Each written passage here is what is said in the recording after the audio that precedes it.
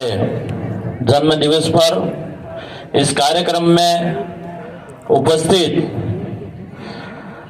जाडौल फलजिया और कोटड़ा से तमाम कार्यकर्ता एवं माता बहनें, आप सब लोग मिलके इस जन्म दिवस पे आए और इस परिवार ने ये कार्यक्रम रखा जो जगदीश भाई मन्नारा को अमर रखने के लिए, जगदीश भाई मन्नारा के नाम को आगे बढ़ाने के लिए इस कार्यक्रम को रखा सब मिलने।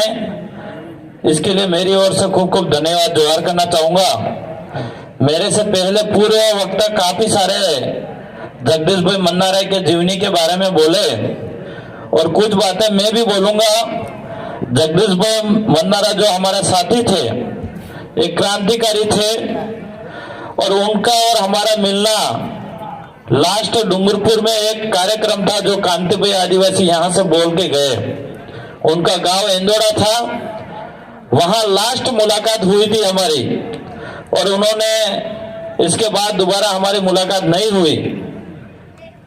जगदीश भाई मन्नारा कोई एक मामूली इंसान नहीं था, वो बहुत बड़ा क्रांतिकारी था और वो व्यक्ति, मैं तो ये कहना चाहूंगा कि 9 मार्च को अगर इसने जन्म लिया था इस धरती पे, जाडौल की धरती पे, तो शायद आपके ये दबी कुचली आवाज को उठाने के लिए इसने जन्म लिया था, ऐसा लगा मुझे।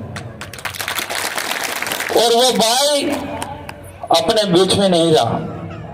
इस भाई ने जो जितनी भी समाज सेवा के अंदर उम्र निकाली, वो तन मन और धन के साथ निकाली। उस भाई ने चाहे सुबह उठता, दिन में कहीं घूमता, रात को सोता, तब समाज चारों तरफ से दिखता था। वो बात मैं इसलिए आपको याद दिलाना चाहूंगा कि जब भी मैं जगदीश भाई को सोशल मीडिया से देखता, कई कार्यक्रम में देखता, तो हमेशा वो समाज के हित में, संघर्ष के हित में चलता। चाहे वो आपके बच्चों की शिक्षा को लेके हो, चाहे अपने इस एरिया के इस जल जंगल जमीन की हक अधिकार की बात हो, हमेशा वो आदमी जाडौल और फलाजा और कोटड़ा में एक्टिव रहता था। और यहाँ की आवाज और डूंगरपुर की और उदयपुर बांसवाड़ा की आवाज एक कराने के लिए, इन तमाम कार्यकर्ताओं को एक करने के लिए वो अलग अलग कार्यक्रम में जाता था और वहां से आवाज लाके आपके बीच में रखता था और आपको जगाने का काम कर रहा था। लेकिन बड़ी दुख की बात ये होती है कभी कभार कि जब आज मन्नारा जगदीश भाई नहीं रहे, लेकिन मन्नारा जगदीश भाई के बीच में उन्हीं परिवार से, उन्हीं खून से कोई आदमी एक दूसरा फिर आपकी आवाज बढ़ने के लिए आया था। लेकिन हमारा समाज उस मन्नारा भाई की आवाज भूल गए और कहीं न कहीं हमारी एकता नहीं दिखी। तो आज यहां हम लोग मासूम बन के बैठे हुए हैं। आपके जल जंगल जमीन के हक अधिकार की आवाज उठाने वाले तो है, लेकिन जो भारत के संविधान के आधार पे जो विधानसभा बनी हुई है, इस सदन के अंदर आपकी आवाज रखने वाला व्यक्ति नहीं है। आज मैं आपके सामने विधायक हूं। आज मैं आजपुर विधानसभा की जनताओं को धन्यवाद देना चाहूंगा कि उन लोगों ने मुझे विधायक बना के जिता के जयपुर भेजा, तब जाके मैं आजपुर विधानसभा की आवाज को वहां पे बुलंद कर सकता हूं। और आज मैंने हर हमेशा आम जनता गरीबों की आवाज उठाई, शिक्षा स्वास्थ्य की आवाज उठाई, जल जंगल जमीन की आवाज उठाई। हमारे पढ़ने वाले बच्चे हैं, उनकी छात्रवृत्ति नहीं आई है 2.5-3 साल के लिए, उनकी आवाज उठाई। हमारे बेणेश्वर महाकुंभ जो है वो आज तक हमारे आदिवासियों की जमीन वहां पे कोई सुरक्षित नहीं हुई, उसके लिए आवाज उठाई। वो तभी आवाज उठा पाए जब जनता ने जिता के भेजा तब। मैं आपको इसलिए याद दिलाना चाह रहा हूं यहाँ पे कि ये जाडौल विधानसभा के अंदर सबसे ज्यादा गरीब निवास करते हैं। और इस जाडौल में मेरे कई सारे साथी हैं जो आज टीचर है, कोई सचिव है, तो यहाँ पे नौकरी करते हैं। वो बताते हैं कि जाडौल के अंदर हम नौकरी करते हैं, हम उस परिवार को देखते हैं तो बहुत बड़ा दुख होता है हमको। लोगों को खाने का, रात को किस तरह से खाना खाए, ऐसी कंडीशन भी कई परिवार बताते हैं। ये हमारे साथी वहां पे ऐसी कंडीशन में हमारा परिवार यहाँ जीवन यापन कर रहा है।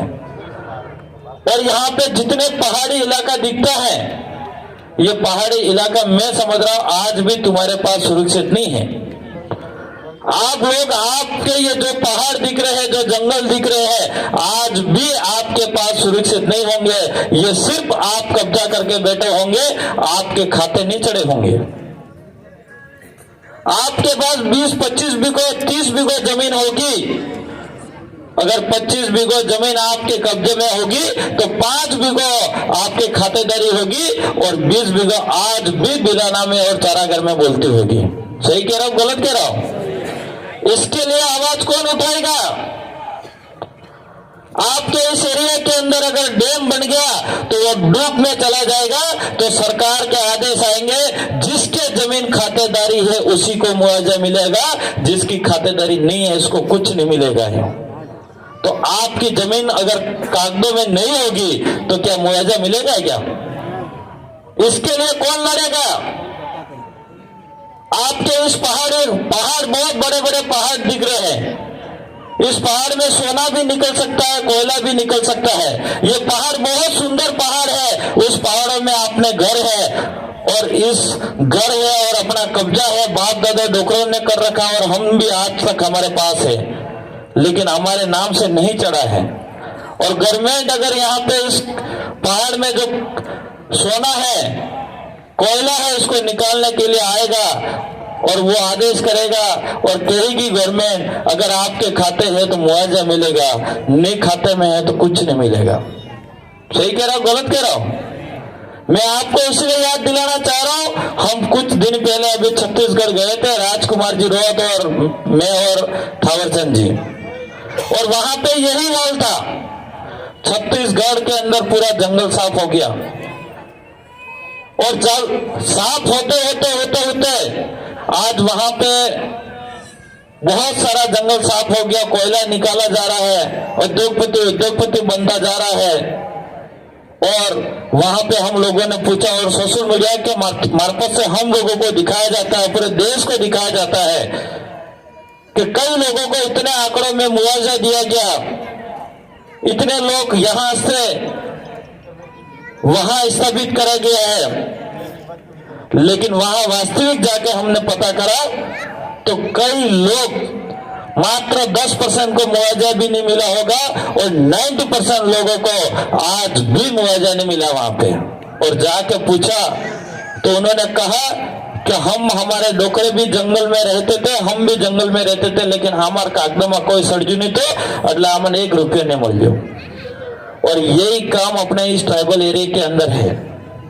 हमारे लिए मैं ये कहना चाह रहा हूं कि हमारे लिए, हमारे इस एरिया के लिए कौन सुरक्षा कर सकता है, कौन जल जंगल जमीन की बात कर सकता है, हमारी जमीन के लिए कौन लड़ सकता है, ऐसे आदमी हमारे विधानसभा के अंदर भेजने की भी जरूरत है। तब जाके हमारे आवाज बुलंद हो पाएगी। आज तब जाके जगदीश भाई मन्नारे के सपने पूरे हो सकते हैं। हम लोग ये पंडाल लगाने से, हम लोग यहाँ पे बातें पंडाल भर के लोगों को इकट्ठा होने से और हम लोगों को भाषण देने से काम नहीं होगा। यहाँ की आवाज को बुलंद करने के, यहाँ के हक अधिकार को बचाने के लिए सरकार के अंदर हिस्सा लेना पड़ेगा और हिस्सा लेके सरकार के अंदर हमारी आवाज भेजनी पड़ेगी, तब जाके हमारी यहाँ सुरक्षा होगी। आज अभी कुछ दिन बाद फिर चुनाव है, जो लोकसभा का चुनाव है, और सबसे ज्यादा अगर अटैक हो रहा है तो मेरा मानना है देश का प्रधानमंत्री नरेंद्र मोदी आदिवासियों पे अटैक कर रहे हैं।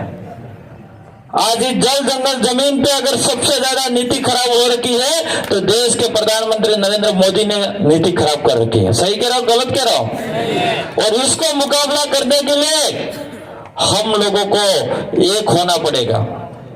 और उसके बीजेपी के तो हमारे कर ही रहे, लेकिन इसका विरोध कांग्रेस भी नहीं कर रही है। तो क्या ये दोनों पार्टी अपनी है क्या?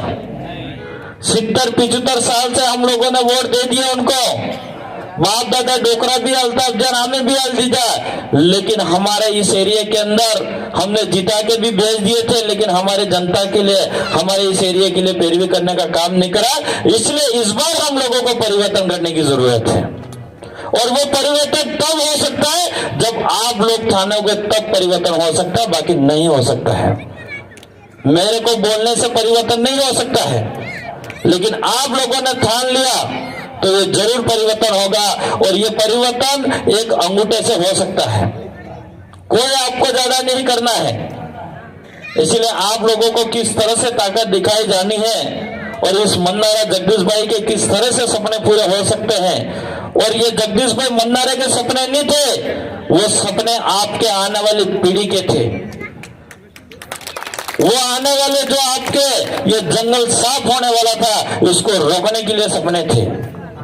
इस एरिया के अंदर बड़े बड़े डैम बन जा रहे हैं, उसको अगर डैम बनता है कि हमारे एरिया के लिए, हमारे खेतों तक पानी पहुंचाने का सपना था, तो उस सपने को पूरा करने के लिए ये सपना उनके अकेले का नहीं, मेरा मानना है आप सबका सपना था। ये हर माँ बाप की एक उम्मीद रहती है कि मेरा बच्चा कहीं छोटा मोटा धंधा करे, नौकरी करे और अच्छा से अच्छा बिजनेस करे।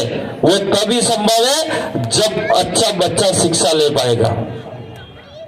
तो वो बच्चा की शिक्षा के लिए सबसे ज्यादा लड़ रहे थे। और तुम्हारे हक तो नहीं इच्छा यह सगा कि मारा सूर्य के ठगने थाउज हुए। और आप भी रात दिन मेहनत इसलिए करते होंगे कि मार सूर्य बोलने से मेहनत करनी पड़े। तो यही माँ बाप ही सब, बच्चे ही सबसे बड़ा धन है। तो उसी के लिए हमारे जगदीश भाई मन्नारे लड़ रहे थे। इसलिए मैं बार बार याद दिलाना चाह रहा हूं आपको। और हम लोगों को बहुत बड़ा संघर्ष करना पड़ेगा। आज हम लोग विधायक बन गए हैं, फिर भी हम लोगों को बहुत संघर्ष करना पड़ रहा है। तो आपके तो यहाँ पे विधायक नहीं है, फिर भी आपको बहुत बड़ा संघर्ष करना पड़ेगा। और ज्यादा हमसे 2 गुना और संघर्ष करना पड़ेगा।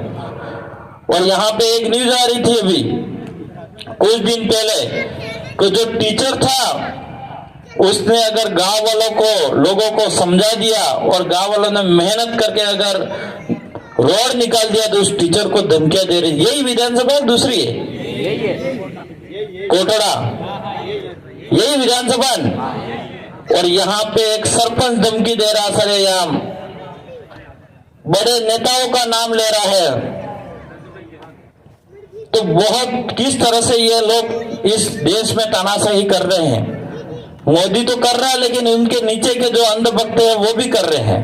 उन लोगों को जब वोट लेने के लिए आते हैं तब आप आदिवासी दिखते हो, तब ये लोग हाथ जोड़ के कहते हैं रोड बना देंगे, तब कहते हैं कि आपके स्कूल के अंदर स्टाफ फुल कर देंगे। तब वोट लेने आते हैं तब कहते हैं कि हम आपके एरिया के अंदर अच्छी सुविधा करेंगे।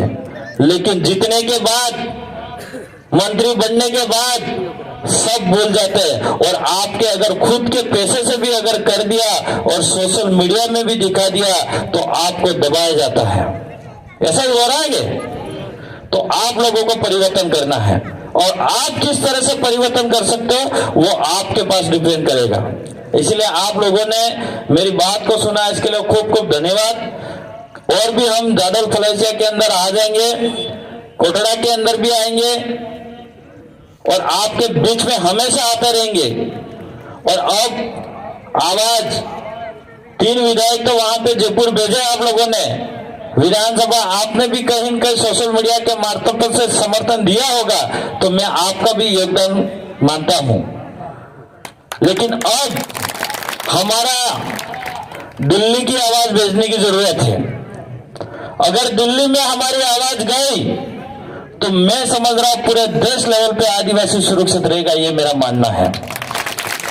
जिस तरह से राजस्थान के विधानसभा के अंदर हमारी आवाज जाने से सरकार हमेशा एक्टिव रहती है और हमारे इस एरिया के अंदर शोषण अत्याचार थोड़ा कम हो गया है। इसी तरह से अगर हमारे यहाँ से आवाज दिल्ली जाएगी तो मैं समझ रहा हूं कि हमारे इस एरिया के अंदर हर गरीब, हर घर, हर परिवार सुरक्षित में रहेगा, हर परिवार की सुरक्षा की आवाज दिल्ली में उठेगी, ये मेरा मानना है।